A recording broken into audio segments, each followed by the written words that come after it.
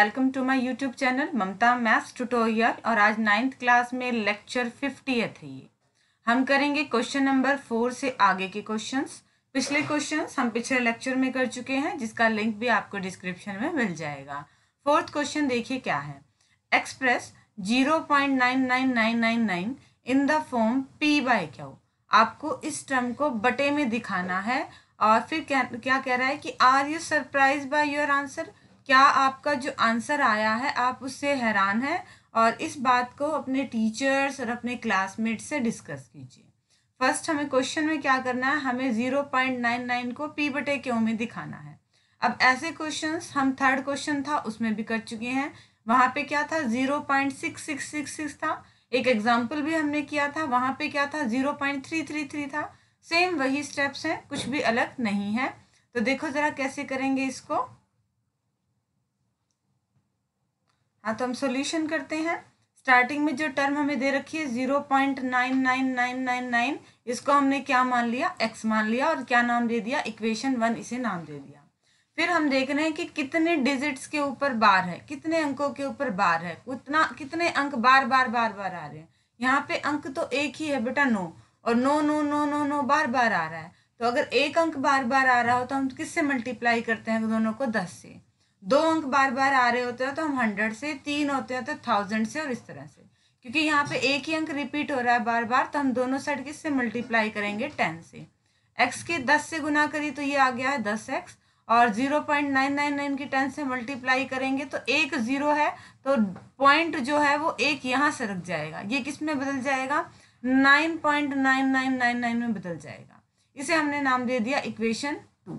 अब next step हम क्या करते थे, इक्वेशन 1 को 2 में से घटा देते थे, सब्ट्रैक्ट कर देते थे। तो वही काम हमने कर लिया। 10x में से x को घटाया और 9.99 में से 0.99 को घटाया। 10x में से 1x गया, ये क्या आएगा 9x, और 9.99 में से घटाएंगे तो ये क्या आएगा 9। हमें तो x की वैल्यू निकालनी है। 9 मल्टीप्लाई में था, गुना में था, दूसरी साइड जाएगा भाग में, और हमारे पास आंसर क्या आ गया, x = 1। देखो हम क्या लेके चले थे, x को 0.999 लेके चले थे, और आंसर हमारा आ गया 1। तो वही यही कह रहा था, क्या आप अपने उत्तर से हैरान हैं, और इस चीज़ को डिस्कस कीजिए। ये चीज़ ठीक है वैसे तो, क्योंकि अगर किसी बच्चे के भी मार्क्स एग्जाम में कितने हो, 30.7 हो, तो उसके मार्क्स कितने काउंट करते हैं हम, 31 काउंट करते हैं। पॉइंट के बाद वाले डिजिट 5 और 5 से ज़्यादा हो तो हम उसे कंप्लीट मानते हैं। यहाँ पे भी पॉइंट के बाद वाली रकम क्या है, 9 है ये तो हम इसको कंप्लीट के रूप में क्या मानेंगे, 1 मानेंगे। ठीक है, ये क्वेश्चन नंबर 4। और अब हम करते हैं नेक्स्ट क्वेश्चन नंबर 5। देखिए क्या है, what can be the maximum number of digits in the repeating blocks of digits in the decimal expansion of 1/17. Perform the division to check your answer. ये क्या कह रहा है कि एक संख्या दी हुई आपको 1/17, और इसको आपने क्या निकालना है, भाग करके पॉइंट्स में वैल्यू निकालनी है। ठीक है, और आपने ये बताना है कि दशमलव के कितने अंकों के बाद दोबारा से वही अंक आने स्टार्ट हो जाएंगे। इनडायरेक्टली हम एक को भाग करना शुरू किया, दोबारा हमारा शेषफल 1 आ जाए, उतने हमने तब तक इसको भाग करते रहना है। भाग ही करना है, सिंपल। तो हम वही काम करेंगे, देखिए कैसे करते हैं। तो सॉल्यूशन देखते हैं किससे। क्वेश्चन क्या था हमारे पास, 1/17, 1/17 था। तो हम 1 को किससे भाग कर रहे हैं, 17 से भाग करते हैं। नॉर्मली जैसे हम भाग कर रहे हैं वैसे ही भाग कर रहे हैं। ठीक है, कोई भी चेंजेस नहीं है भाग में, हम वैसे ही भाग कर रहे हैं। भाग नहीं गया, लगाई 0, फिर एक 0 ले ली, फिर 5 पे गया, फिर इनको घटाया, फिर नेक्स्ट 0 उतार ली, और इस तरह से हम भाग को करते गए। और ये भाग हम तब तक करेंगे जब तक कि हमारा क्या आ जाएगा, शेषफल वापस 1 नहीं आ जाता। क्या नहीं आ जाता, शेषफल वापस 1 नहीं आ जाता, तब तक हम इस भाग को करेंगे।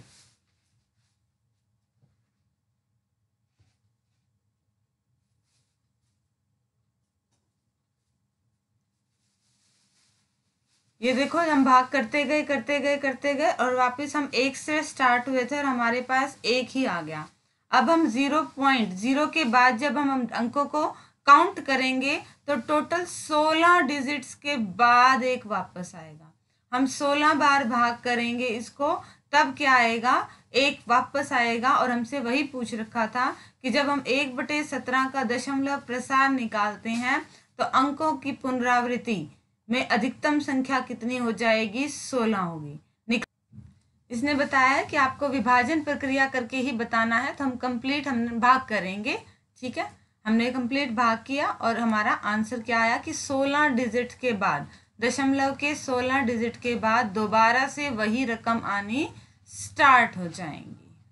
क्वेश्चन नंबर 6 देखिए। नेक्स्ट क्वेश्चन क्या है, look at several examples of rational number in the form p by q where p and q are integers with no common factor other than 1 and having terminating decimal representations. Can you guess what property q must satisfy? ये indirectly हमसे वही चीज पूछ रहा है जो हमने theorems करी थी 3। ये क्या कह रहा है, रैशनल नंबर के ढेर सारे आप एग्जाम्पल लो और उन रैशनल नंबर्स के जिनका कोई भी कॉमन फैक्टर, जहाँ पे p और q क्या है, को प्राइम नंबर्स हैं और उनके डेसिमल एक्सपेंशन टर्मिनेटिंग है, शांत दशमलव प्रसार है, p/q लिख रहे हैं तो p/q से अभाज्य है। तो जो नीचे वाला है डिनोमिनेटर में है, हर में है जो q है, वो कौन सी कंडीशन को सेटिस्फाई करेगा, ये हमने बताना है। और ये काम हम पहले कर चुके हैं कि वो कौन सी कंडीशन को सेटिस्फाई करेगा। देखो जरा, ये है लिखना है, लिखना क्या है वो हमने ऑलरेडी पढ़ रखा है। ठीक है, क्या है देखो, to represent rational number p by q in terminating decimal expansion it is necessary to choose denominator q such that its prime factorization must has powers of 2 and 5 only।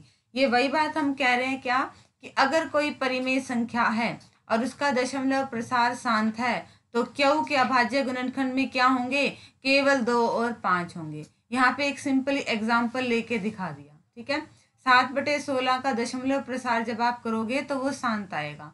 शांत क्यों आएगा, क्योंकि 16 के अभाज्य गुणनखंड क्या है, 2 है। हम लिख सकते हैं इसको 2 की पावर 4 इंटू में 5 की पावर 0,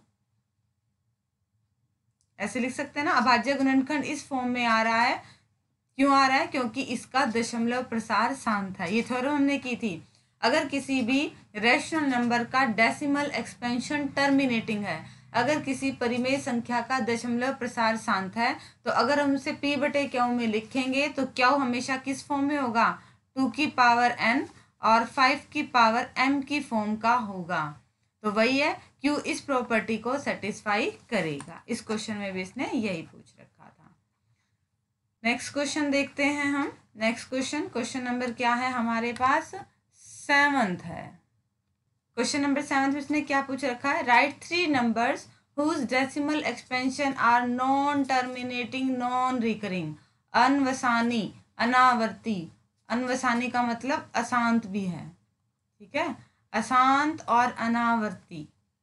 क्या कहना चाह रहा है कि कोई भी 3 नंबर ढूंढ दो, ठीक है, जिसका दशमलव प्रसार कैसा हो, एक तो अशांत हो, कभी भी खत्म ना हो, और एक क्या है, नॉन रिकरिंग, डिजिट्स रिपीट नहीं होनी चाहिए।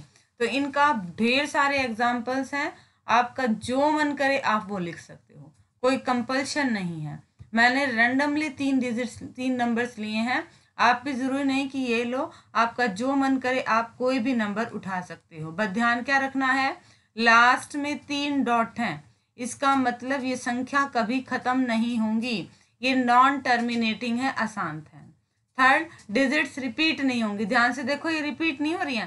पहले क्या है, 10 है, फिर 100 है, फिर 1000 है, फिर 10,000 है, 20 है, 200 है, 2000 है, 20,000 है, 03 है, 003 है, 0003 है, 00003 है। एग्जाम्पल्स आपको इसलिए ये इजी से एग्जाम्पल्स लिए हैं, आपको जरूरी नहीं है आप कोई भी एग्जाम्पल ले सकते हैं। बस ध्यान इन 2 चीज़ों का रखना है, एक तो ये डिजिट्स आपकी रिपीट नहीं होनी चाहिए, और एक डेसिमल एक्सपेंशन आपका कैसा होना चाहिए, नॉन टर्मिनेटिंग होना चाहिए, अशांत होना चाहिए। नेक्स्ट क्वेश्चन की तरफ जाएं तो नेक्स्ट क्वेश्चन है आपके पास क्वेश्चन नंबर 8। क्वेश्चन नंबर 8 क्या कहता है, देखिए, find 3 different rational numbers. Find 3 different rational numbers between 5/7 and 9/11. देखो ये क्या कहना चाह रहा है कि एक तो संख्या आपको दे दी है 5/7 और एक संख्या आपको दे दी है 9/11। इनके बीच में अलग अलग अपरिमेय संख्याएं ज्ञात करनी है। तो पहले हम क्या करेंगे, सिंपली जो हम करते हैं 5 को 7 से भाग देंगे, 9 को 11 से भाग देंगे, दो संख्याएं आएंगी और उनके बीच में कोई भी हम 3 को ढूंढ लेंगे। कैसे ढूंढेंगे, देखो जरा, करेंगे सिंपली भाग और कुछ भी एक्स्ट्रा काम नहीं कर रहे हैं।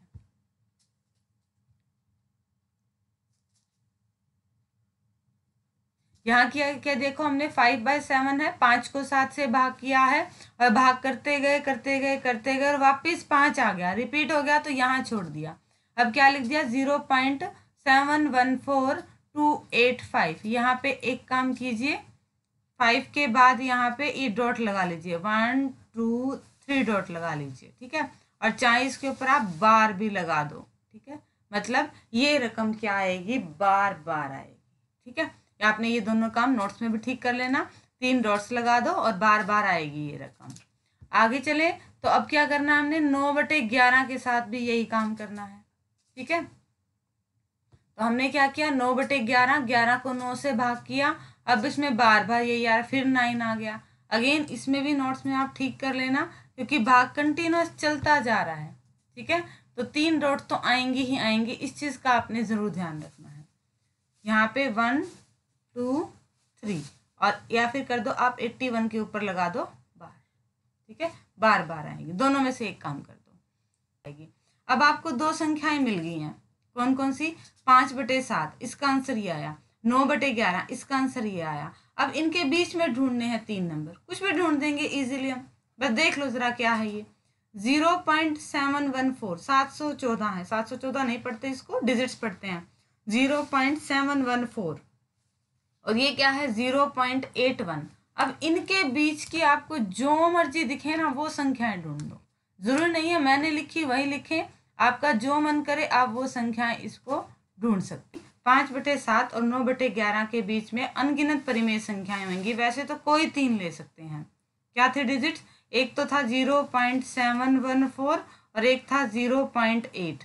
अब इनके बीच में लिखनी थी आपने, इनके बीच में कोई भी ले लो, मैंने क्या ले ली 0.750 7500 7500 0.760 7600 7600। लास्ट में ये 3 डॉट जरूर कह रही हैं कि ये संख्याएं चलती जाएंगी और रिपीट नहीं हो रही हैं, क्यों, क्योंकि हमें कैसी संख्याएं दिखानी थी, इररेशनल अपरिमेय दिखानी थी, ठीक है। तो ये था आपके पास। तो अब करते हैं हम नेक्स्ट क्वेश्चन, देखेंगे क्या है, classify the following numbers as rational और इर्रेशनल। नंबर्स दिए हुए हैं, आपको ये बताना है कि ये रैशनल है या इर्रेशनल है, परिमेय है या अपरिमेय है। बहुत आसान है, √23। अब हमें पता है 23 कैसी है, प्राइम नंबर है, अभाज्य संख्या है, और अभाज्य संख्या के ऊपर रूट लगा दो, वो हमेशा कैसा होता है, इर्रेशनल होता है, अपरिमेय होता है।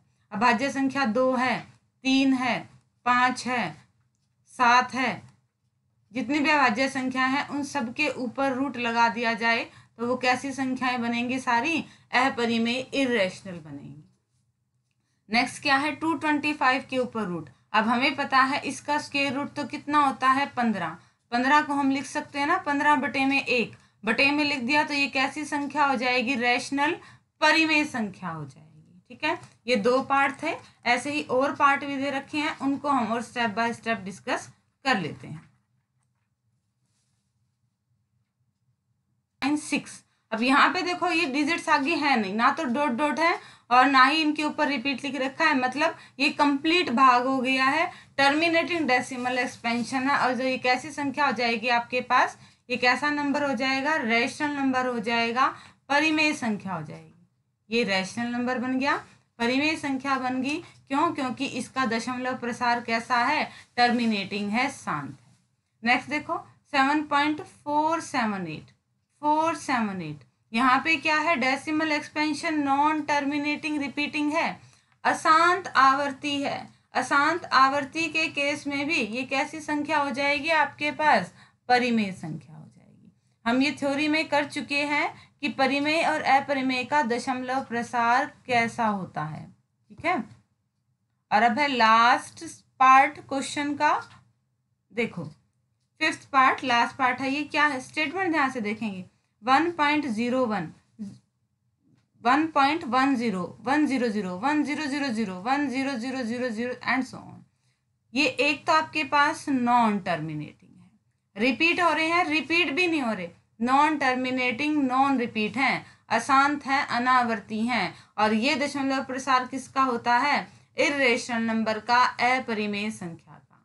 ठीक है जी, सारा बेसिक में से है आपके पास रैशनल और इर्रेशनल, परिमेय संख्या, परिमेय संख्या और अपरिमेय संख्या। ये आपको बहुत डीपली भी बताया था। परिमेय में क्या हो जाएंगे, दो चीजें हैं, या तो टर्मिनेटिंग डेसिमल एक्सपेंशन आ जाएगा शांत, या नॉन टर्मिनेटिंग बट रिपीटिंग आएगा, अशांत होगा बट डिजिट्स बार बार आएंगी, आवर्ती आएगा। ठीक है, और अपरिमेय का तो एक ही है, नॉन टर्मिनेटिंग और नॉन रिपीटिंग, ना ही तो कभी खत्म होगा और ना ही डिजिट्स कभी रिपीट होंगी, अनावर्ती। ठीक है, इन्हीं पे बेस्ड ये सारे क्वेश्चन हैं। होप कि आपको आज के एक्सरसाइज के क्वेश्चन समझ में आ गए होंगे। डिस्क्रिप्शन में इनके नोट्स हैं जो आपको फेयर नोटबुक में करने हैं, वहाँ से नोट्स ले लीजिएगा। और आगे सिलेबस करने के लिए चैनल से जुड़े रहिए, इसे लाइक कीजिए, शेयर कीजिए, सब्सक्राइब कीजिए। Thank you.